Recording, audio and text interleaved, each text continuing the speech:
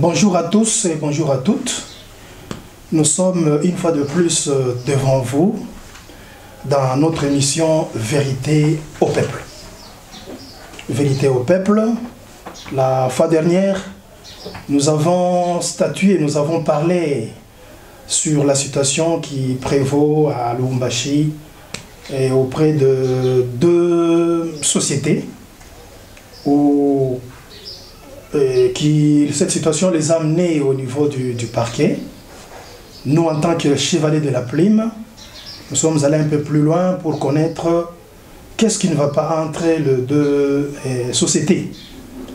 D'abord, nous avons réagi par rapport aux plaintes formulées par Rapide Technologie, et cette société qui est basée aussi à Lubumbashi. Le responsable de cette structure s'est plaint qu'on les a amenés au tribunal par une autre société concurrente, et notamment Auto Lubumbashi.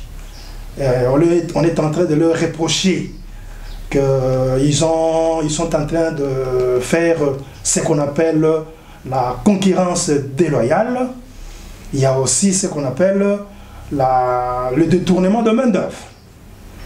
C'est comme ça que, comme nous demande l'éthique, la déontologie de notre métier, nous sommes descendus sur le terrain pour rencontrer le responsable de la société Auto Lubumbashi.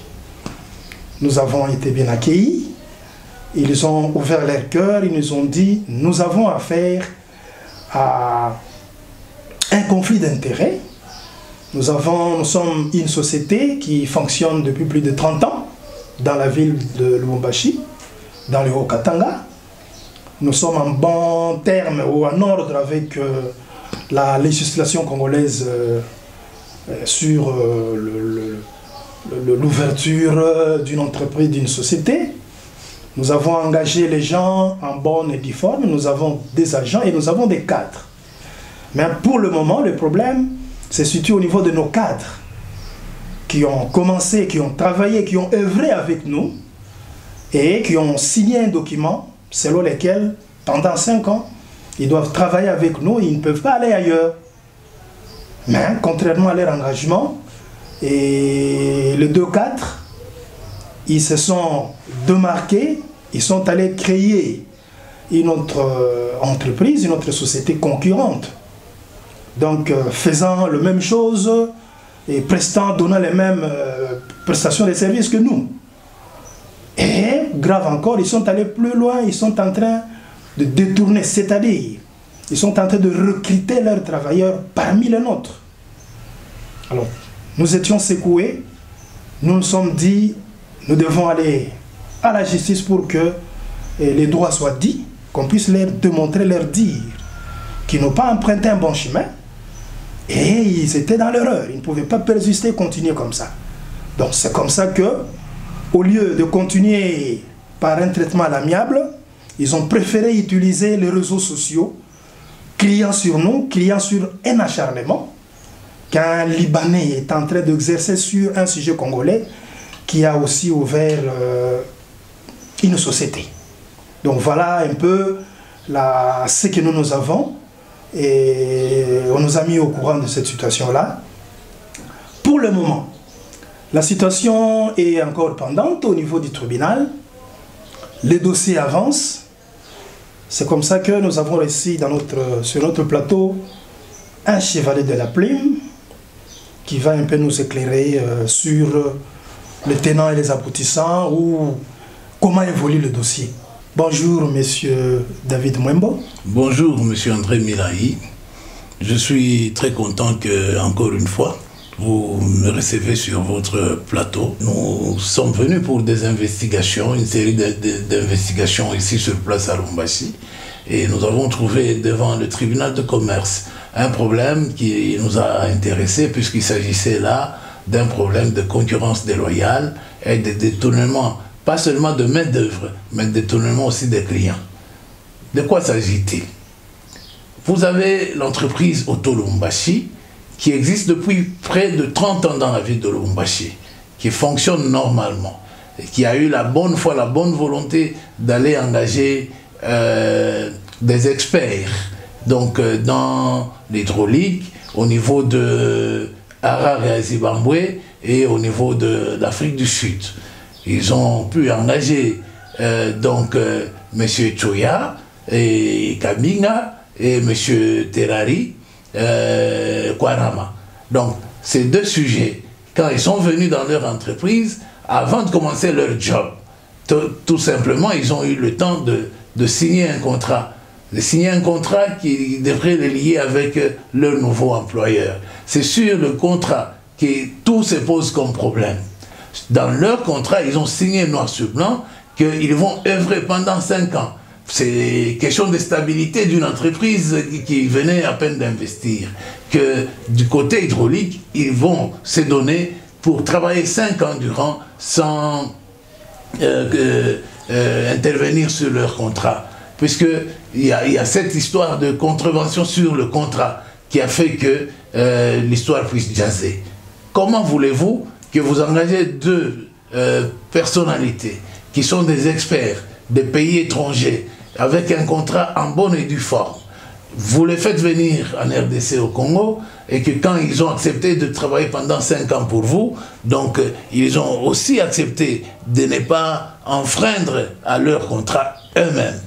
Dans le contrat, il est stipulé, il est dit clairement, 5 ans, ils vont travailler pour la stabilité du secteur hydraulique. Donc, c'est un secteur donc, très spécialisé qui prend les gros engins. Au Katanga, vous savez, nous sommes dans un secteur qui est minier. Donc, quand Otto Lumbashi avait investi dans ce secteur, il avait étudié comment venir au secours à toutes ces sociétés minières qui existent dans le Grand Katanga. Donc, les messieurs sont venus pour travailler avec Otto Lumbashi pour la stabilité du secteur hydraulique avec un contrat de 5 ans sans enfreindre à ce contrat. Cela veut dire ni d'aller travailler à une société concurrente, ni de créer quelque chose de la même manière. Mais on n'est pas à 5 ans. Qu'est-ce qui se passe-t-il maintenant? Donc, vous n'êtes pas à 5 ans, vous trouvez que les amis ont créé une entreprise tout en étant chez vous. Donc, ils ont créé Rapide Technologie, donc une société qui est spécialisée aussi dans l'hydraulique, même méthode, même système, même technologie. Ça s'appelle tout simplement, dans l'espionnage industriel, donc c'est du plagiat aussi. Donc vous prenez quelque chose, vous copiez textuellement et vous commencez aussi à appliquer, tout en étant encore travailleur auprès de Otto Lumbashi. C'est quand Otto Lumbashi découvrira que M. Choya et encore les autres ont créé une autre entreprise, que la série de demandes de résiliation de contrat a commencé. Comment pouvez-vous croire qu'au même moment que vous avez accepté de bonne foi de résilier le contrat, que quelqu'un avait accepté de faire 5 ans sans entrave, mais vous acceptez quand même le départ à l'amiable, vous avez payé, indemnisé les gens, mais curieusement, qu'après l'indemnisation de tout ça, on constate que les messieurs commencent maintenant à détourner les clients d'Otto Lumbashi. C'est là où il y a la petite goutte qui a fait déborder les vases. Otto Lumbashi ne pouvait pas accepter que pour un contrat qui était de 5 ans et que les amis ont résilié le contrat pour des raisons personnelles, donc on ne pouvait pas les retenir de force. On a accepté de les faire partir et de payer leurs indemnités sans poser de conditions. Mais vous trouvez qu'ils ont créé une entreprise concurrente, ils commencent à détourner vos propres clients, ils commencent à débaucher votre propre personnel. C'est ce qui a fait que aujourd'hui Otto Lumbashi et sa section hydraulique puissent traduire en justice pour cette concurrence déloyale, donc Rapide Technologie, de sorte que le droit soit dit. En fait, le monsieur de Otto Lumbashi, eux-mêmes ils le disent bien, c'est un Libanais. La justice est congolaise. La justice, et nous sommes dans un état de droit. Et aujourd'hui, vous savez que les juges ont des contraintes pour travailler. C'est là, il n'y a aucun juge aujourd'hui. Il n'y a aucun magistrat aujourd'hui. il n'y a aucun auxiliaire de droit aujourd'hui qui pourrait se permettre quoi que ce soit, puisque au niveau supérieur, il y a même des numéros pour essayer de lancer les alertes au moment où que vous récusez la façon qu'un juge est en train de rendre véridique. Donc je pense qu'il serait mieux que nos amis de Rapide Technologie reviennent dans les bons sentiments pour comprendre qu'eux-mêmes, ils sont responsables d'être traînés devant les cours et tribunaux de la ville de Lubumbashi. Pour nous, en tant qu'investigateurs, nous avons eu le temps de contacter Otto Lubumbashi qui est visible sur la ville. Et c'est avec Otto Lubumbashi, le conseil d'Otto Lubumbashi, que nous avons eu certaines versions des faits. Oui, puisque les autres sont introuvables. La loi de la presse nous demande toujours d'entendre un deuxième son de cloche. Nous avons mené des démarches pour entrer en contact avec l'autre partie, sans succès. Ni leur conseil, ni eux-mêmes, ils sont introuvables dans la ville. Donc maintenant là, ils travaillent en toute clandestinité, malgré que l'État avait scellé même leur entreprise. Et quand vous passez pendant la journée, c'est fermé, mais les informations en notre possession, on nous dira qu'il y a des gens qui travailleraient à l'intérieur. Donc c'est ce comportement que nous sommes en train de déplorer qui ne nous aide pas, nous, d'accéder à l'information. Donc cet obstacle que nous connaissons jusqu'à aujourd'hui, nous sommes en train de mener les démarches. Parce que nous avons vu que dans les réseaux sociaux, il y a un groupe de travailleurs qui, pour eux, c'est la maltraitance qu'ils ont connue chez Otto Lubumbashi qui les a poussés de rejoindre leur ancien responsable de l'entreprise Otto Lubumbashi dans Rapide Technologie. Allez-y comprendre qu'est-ce qui se passe. Donc c'est la boulimie. Donc c'est bonnet blanc, blanc bonnet. Donc nous avons compris que c'est parce qu'ils se sont ligués ensemble pour monter une affaire, et qu'eux, ils pouvaient être bien rémunérés en étant chez Rapide Technologie. Nous avons fait notre travail, nous sommes allés à la justice, nous sommes allés au ministère du Travail, donc la division du travail a été à Lubumbashi. Nous avons des informations et que la série de ces dossiers, comme le dossier se trouve encore à la justice, nous sommes en train de suivre chaque jour sur l'évolution et que je pense que vos téléspectateurs auront toujours le plaisir de suivre l'évolution. Puisque Lubumbashi est en ébullition avec ces dossiers. Lubumbashi est en train de bouger avec ces dossiers. Dire qu'il y a de la maltraitance des Chinois dans les mines, et parler encore aujourd'hui que pour une entreprise sérieuse qui a 30 ans, comme Otto Lubumbashi, qu'on était en train de maltraiter les agents, nous devons voir clair. Nous devons voir clair, puisque c'est ça le rôle du journaliste, voir clair de ce qui se passe exactement entre les deux entreprises et où est-ce que nous allons. À notre connaissance, nous savons que nos amis de Rapide Technologie ont violé le scellé de la justice, puisque l'entreprise était scellée pour les causes que nous avons énumérées bien avant, et que maintenant même là, et qu'ils seront d'ici 3-4 jours, l'affaire sera fixée aussi pour toutes ces violations, afin que vous connaissez avec la loi de l'OHADA, pour que Otto Lubumbashi rentre dans ses droits. Voilà un peu ce que j'avais à échanger avec vous pour ce matin, et que je suis très content d'être reçu dans votre émission. Merci beaucoup, Monsieur David. J'ai une petite question. Quand la justice évolue à deux vitesses, semble-t-il, on est en train de parler de la fibre raciale, on est en train de parler d'un sujet libanais qui est en train de maltraiter un Congolais qui a eu la bonne volonté de créer aussi une entreprise. Est-ce que créer une entreprise, c'est un problème? Le problème n'est pas, effectivement, M. André Milaï, le problème n'est pas d'avoir créé l'entreprise. Le problème, c'est les conditions dans lesquelles on a créé l'entreprise. Nos amis doivent être clairs. L'entreprise a été créée de quelles conditions, de quelle manière? J'ai énuméré un peu bien avant que nous sommes dans le monde des industries. Dans le monde des industries, il y a aussi l'espionnage industriel. Vous ne pouvez pas avoir copie-coller même modèle pour fonctionner. Ça, non. Il y a d'autres entreprises hydrauliques Il y a d'autres ateliers mécaniques d'hydraulique. Vous allez à l'INPP, ils sont spécialisés. C'est que ce n'est pas ça le problème. Là où il y a le problème est que quand vous me copiez, c'est du plagiat déjà. Quand vous copiez, vous filmez ce que moi j'ai fait, vous prenez les mêmes machines puisque vous avez copié donc mon idée, c'est que vous devez aussi quelque part vous attendre des représailles à la justice. Puisque les industries sont protégées. Il y a des mines, mais toutes les mines n'ont pas les mêmes machines. Il y a des mines à ciel ouvert, tout le monde ne travaille pas de la même manière. Il y a des ateliers hydrauliques, tout le monde n'a pas les mêmes machines. Pourquoi Tolumbashi ne s'est pas attaqué à d'autres ateliers hydrauliques? Non. Ici, il y a une affaire, nous devons être très clairs.